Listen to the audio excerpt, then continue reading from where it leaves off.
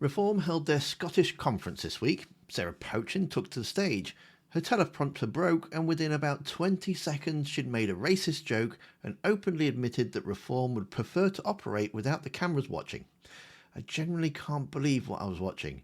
So, let's break it down. I like to call her the First Lady of Reform. She likes me to call her ma'am. Yeah, it's absolutely true. She proves that fighting for every single voter at elections pays off. She won that by-election in Runcorn and Helsby by just 6 votes. That is extraordinary. Before we meet her, let's see her story. So that's the warm-up. Sarah Pochin, Reform MP for Runcorn and Helsby, won by 6 votes in a by-election, and someone who's now been given a speaking slot at a major party conference.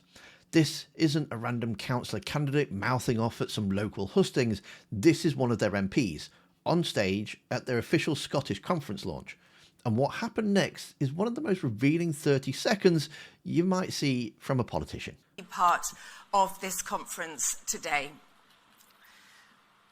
Oh, my auto cue's frozen. And do you know what? The funny thing is about my auto cue freezing is my Chief of Staff and David Ball will go into a complete panic because once I start to ad-lib, the press have a field day.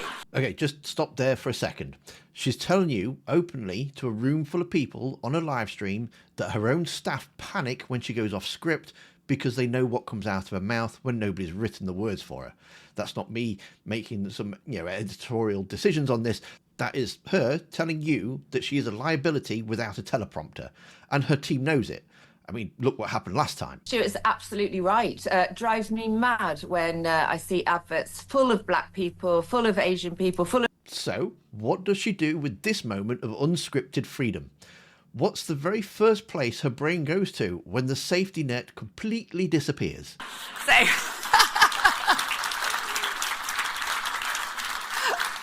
In fact, we were talking about the Reform tartan then, weren't we, whilst I'm just waiting for my auto cue. And I really wanted to come on in a Reform tartan burka, but it apparently I just wasn't allowed. And there it is. 20 seconds without a script and she's already making burka jokes to a room full of Reform members.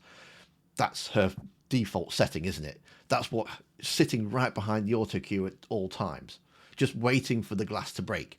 Her staff have the right to panic, aren't they? Because this is exactly what happens. The filter comes off and the first thing that falls out of her mouth is a joke about Islamic dress. But she's not done, because somehow, incredibly, she even then makes it worse. Do you know what? One day, let's have one of these events that aren't live streamed and we'll do it. We'll do all the naughty stuff, we'll do all the bits that have gone wrong and all the effing and jeffing when we do our pieces to camera and all the rest. It'd be hilarious. Okay, so let's just unpack that. A sitting member of Parliament has just stood on stage and told a room full of supporters, and accidentally in the entire internet, that the version of Reform you see on camera is the restrained version. That there's a whole other Reform that comes out when the cameras are off. She's describing the public-facing Reform as a performance, and the naughty stuff, the things they actually want to say and do, that's being saved for when nobody's watching. She's literally described a 2-tier party, one for the cameras and one for behind closed doors.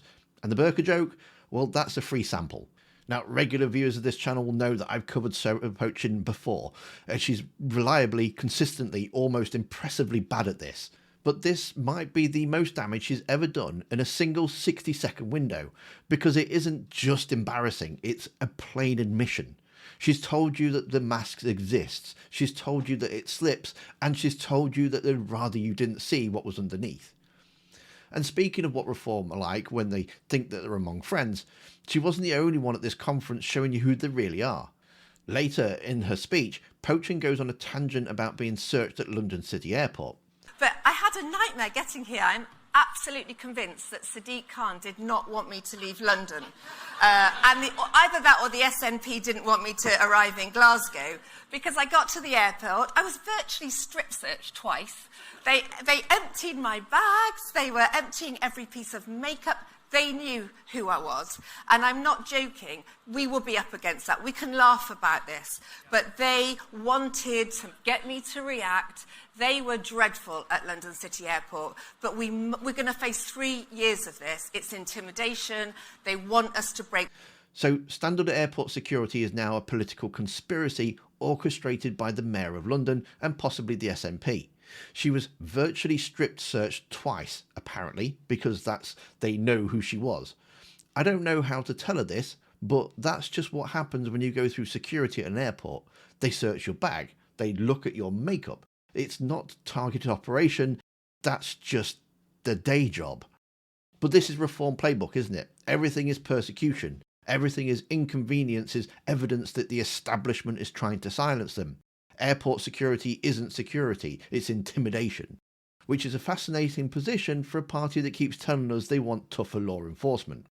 And then, just to really round things off, this gem towards the end of her speech.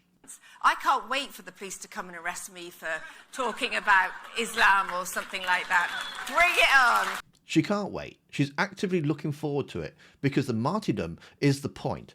The persecution complex isn't a side effect of Reform's politics, it is the politics.